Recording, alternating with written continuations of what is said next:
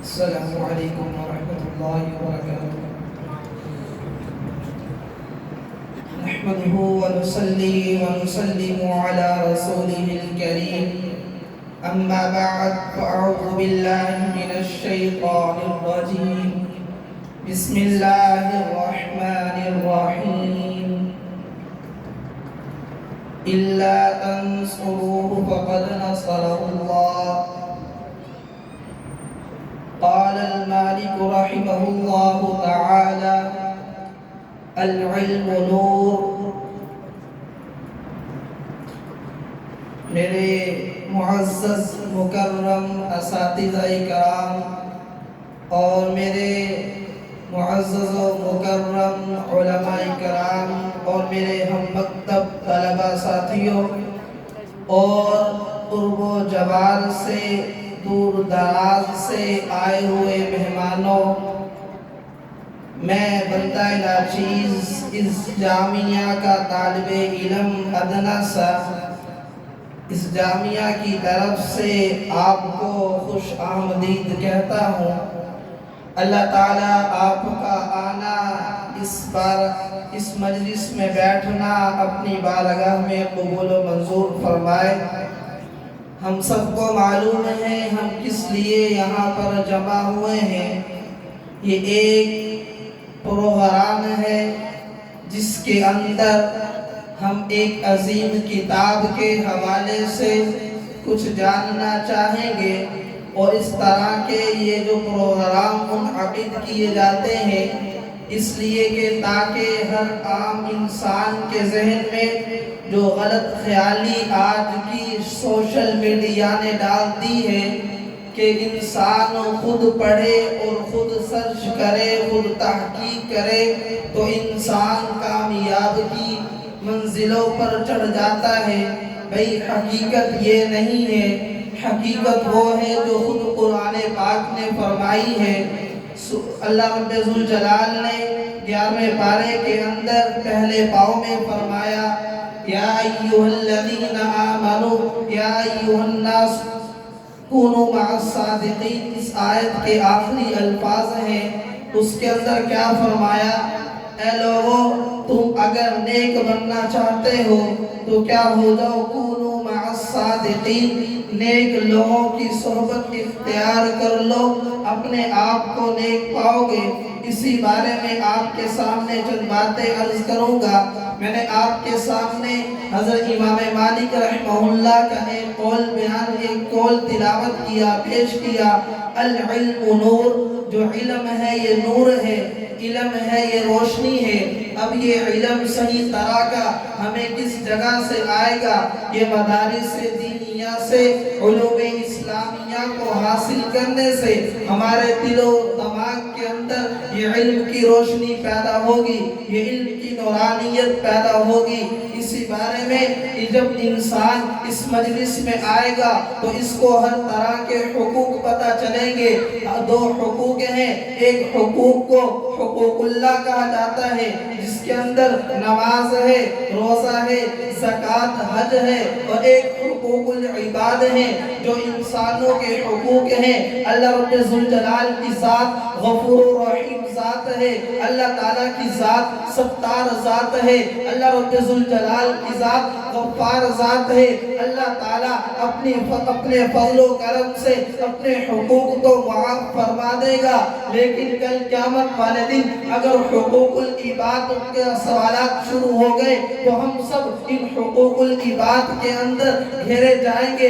ایک حقوق، ایک حق کا بھی ہم جواب نہ دے سکیں گے۔ یہ مدارس دینیہ انہی حقوق اللہ، حقوق العباد کے بارے میں ہمیں آشنا کرتا ہے، انہی حقوق کے بارے میں ہمیں بتاتا ہے کہ اے انسانوں، حقوق اللہ کو بھی ادا کرو اور حقوق العباد کو بھی ادا کرو۔ حقوق العباد میں کیا ہے؟ سب سے پہلا حقوق امام غزالی رحمۃ اللہ علیہ فرماتے ہیں کہ تمام حقوق کو جمع کیا جائے، ان کا مختصر ایک خلاصہ نکالا جائے تو جو مسلمانوں کے آپس میں حقوق ہیں وہ پہلا حقوق محبت بنتا ہے۔ تو سب سے پہلا حقوق ہم نے آپس میں محبت، بھائی چارے کو پیدا کرنا ہے۔ اسی طرح حقوق حقوق کی لائن شروع ہو جاتی ہے۔ ایک حقوق انسان کا دوسرے انسان کی جانی حفاظت کرنا ہے۔ یہ بات میرے اور آپ کے نبی امام الانبیاء سرور کونین احمد مجتبیٰ محمد مصطفیٰ حضرت محمد رسول صلی اللہ علیہ وسلم نے کیا ہے حجت الوداع کے موقع پر ارشاد فرمایا، اے انسانوں اپنی جان کی اپنے دوسرے مسلمان بھائیوں کی جان کی حفاظت کرو۔ اسی طرح ایک اور حقوق ہے جس کو مالی حقوق کہا جاتا ہے، جہاں پر جانی حقوق کی اللہ کے پیارے حبیب صلی اللہ علیہ وسلم نے تلقین فرمائی ہے، عمل کر کے دکھایا ہے۔ وہیں پر انسان کے مال کے جو حق ہے اس کے بھی حقوق میرے اور آپ کے نبی امام الانبیاء صلی اللہ علیہ وسلم نے فرمائے ہیں۔ آج یہ حقوق العباد ہمارے اندر کمزور ہوتے چلے جا رہے ہیں۔ ہم نے حقوق العباد کو حقوق العباد سمجھا ہی نہیں ہے۔ ایک حدیث مبارکہ جس کو حضرت مولانا اسلم شیخ پوری رحمت اللہ علیہ نے اپنی کتاب کے اندر بڑے اچھے انداز سے بیان فرمایا ہے، کیا فرماتے ہیں؟ من اخذ من الارض شبرا، یہ حدیث مبارکہ حضرت اساتذہ اکرام حضرت علماء کرام کو اچھی خاصی یاد ہے۔ کیا فرماتے ہیں؟ یہ میرے اور آپ کے لیے کیا ہے؟ دعوت ہے کہ من اخذ من الارض شبرا، ایک انسان نے ظلمن، ایک انسان نے اس دنیا کے اندر ایک بلشت بھی کسی کی زمین ہڑپ کر لی، ظلمن زیادتی سے جبر سے اس جگہ کو لے لیا، آج تو اس دنیا کے اندر سرخرو ہو جائے گا۔ کل قیامت والے دن اللہ رب ذوالجلال 7 زمینوں کا بوجھ اس کے اوپر لاد دے گا۔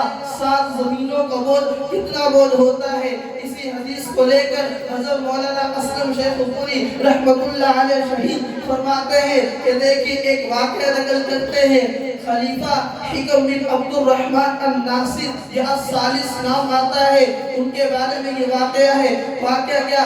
وقت کا خلیفہ ہے، امیر ہے، اس نے حکم دے دیا کہ فلاں جگہ پر میرا محل تیار کیا جائے۔ اب محل تیار ہونے کے لیے جتنے بھی کیا ہے اس کے ملازمین تھے، سب کیا جگہ کی تلاش میں نکل پڑے۔ ایک جگہ اس نے انتخاب کی، وہ جگہ کس کی تھی؟ وہ ایک بیوہ غریب خاتون کی جگہ تھی۔ اب حکم کس کا ہے؟ خلیفہ کا ہے، وقت کا امیر ہے، امیر ترین انسان ہے، اس کا حکم آ گیا، اس کے آگے کوئی دوسری بات چل نہیں سکتی۔ اب کیا ان کے ملازمین نے اس بیوہ خاتون غریب کا گھر کیا جھوپڑا ختم کیا، اس کو گرا دیا اور وہاں پر ایک عالی شان محل تیار کر دیا۔ اب ایک بیوہ ہے، کوئی پرسان حال نہیں ہے، کوئی پوچھنے والا نہیں ہے، اب وہ بیوہ خاتون غریب ہے، وہ قاضی کے پاس جاتی ہے اور قاضی سے جا کر اپنے حقوق کے بارے میں بات کرتی ہے۔ آج کیسا دور ہے، آج انسان حقوق العباد کو بھول گیا ہے، وہ ساری بات قاضی کے سامنے رکھتی ہے۔ اب قاضی نے کہتا ہے معاملہ تو بڑا اونچا ہے، بڑا سنگین معاملہ ہے، بڑا سخت معاملہ ہے۔ وہ معاملہ کون سا؟ خلیفہ کے اوپر کیس آ رہا ہے، مقدمہ خلیفہ کے خلاف ہو رہا ہے۔ اب وہ کیا ہے؟ وہ قاضی کہتا ہے اے بیوی، اے بیوہ خاتون، تو کیا صبر کر، ایک مناسب وقت آئے گا، اس میں بات کریں گے۔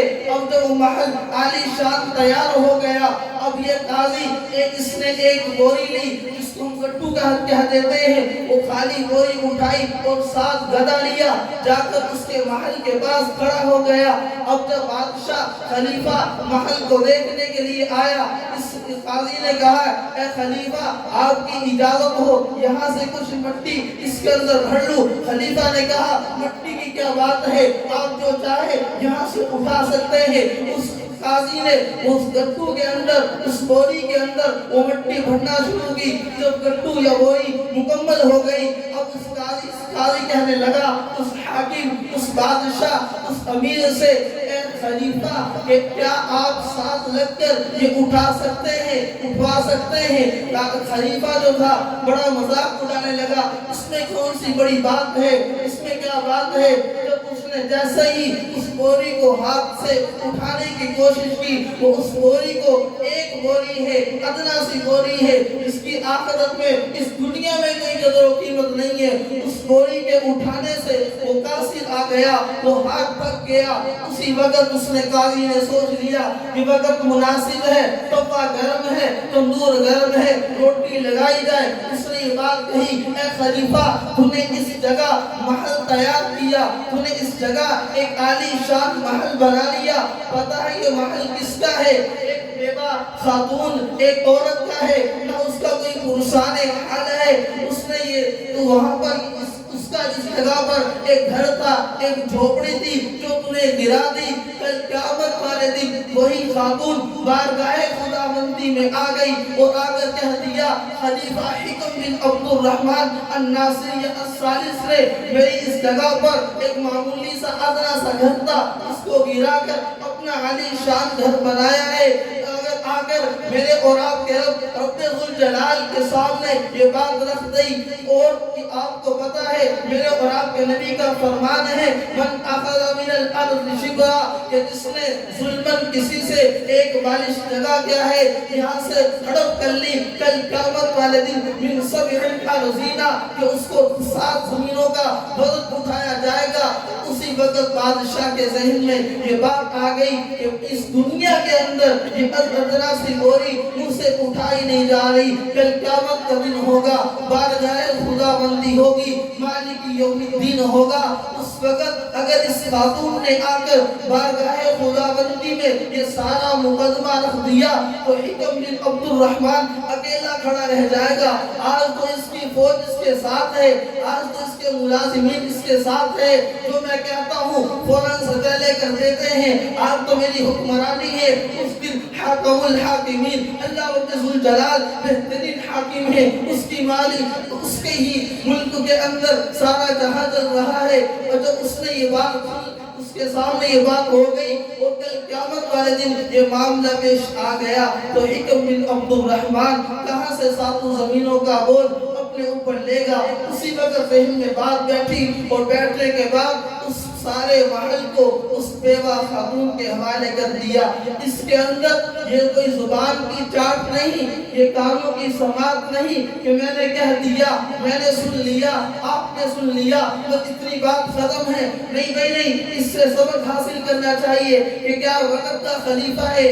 آج ہم زبان سے یہ کہتے ہیں کہ حقوق العباد ادا کرنے چاہیے، میں اور آپ بیٹھے ہیں، بارش ہیں، بے ریش ہیں، سفید ریش ہیں، ہمارے گھر بیٹیاں بھی ہیں، بہنیں بھی ہیں، مائیں بھی ہیں، آیا ہم نے ان کا حق ادا کیا یا نہیں کیا؟ میرا بھائی ہے، اس کا حق ادا ہوا یا نہیں ہوا؟ میرے والدین ہیں، میں نے اس کا حق ادا کیا یا نہیں کیا؟ یہ ساری باتیں ہمیں کہاں سے معلوم ہوگی؟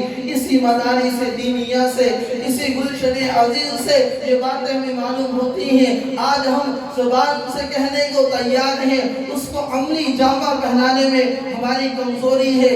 اسی طرح کے کئی واقعات ملتے ہیں کہ انسان کیا ہے، اپنے حقوق العباد پر نظر کرنے والا ہو۔ اللہ تعالیٰ کی ذات جہاں غفار ہے وہاں اللہ تعالیٰ کی ذات قہار بھی ہے، جہاں اللہ رب ذوالجلال کی ذات ستار ہے وہاں اللہ رب ذوالجلال کی ذات کیا ہے؟ اللہ تعالیٰ کی ذات جبار ہے، جبر کرنے والی بھی ہے، اللہ تعالیٰ کی ذات قہر کرنے والی بھی ہے۔ ایک انسان آج موت سے پہلے میرے اور آپ کے پاس وقت ہے، انسان اپنے آپ کے حقوق کو، حقوق اللہ کو بھی ادا کرنے والا